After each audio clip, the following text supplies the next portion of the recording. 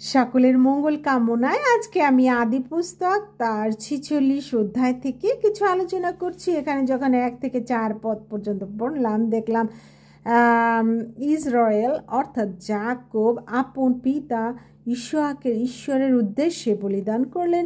পরে ঈশ্বর রাত্রিকালে যাকবকে দর্শন দিয়ে বললেন, তুমি মিশর যেতে ভয় পেও না, আমি তোমার সঙ্গে সঙ্গে যাব এবং সেখান থেকে তোমাকে ফিরিয়ে আনবো, আর যোসেফ তোমার চোখে হস্তার্পণ করবে।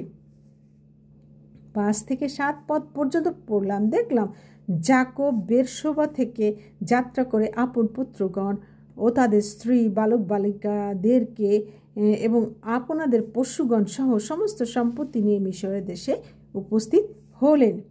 8 থেকে 27 পদে এখানে দেখলাম যে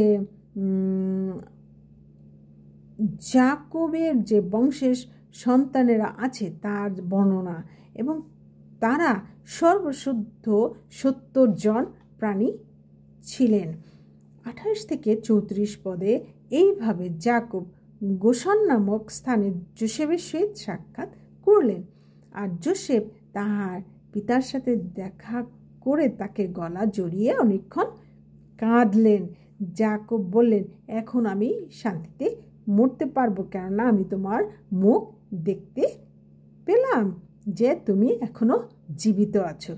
যোসেফ তার ভাইদের বললেন ও পিতার পরিজনদের বললেন যে তোমরা ফৌরনকে বলবে যে তোমরা পুরুষানুক্রমে পশুপাল চড়াতে, তাহাতে ফৌরন তোমাদেরকে গোশনে বাস করার অনুমতি দিবেন, কারণ মিস্রীয়েরা পশুপালক ঘৃণা করেন।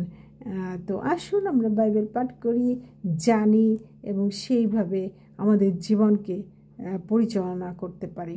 ধন্যবাদ জানাই সবাইকে। ইম্মানুয়েল, ভালো থাকুন, সুস্থ থাকুন এই কামনায়। God bless you.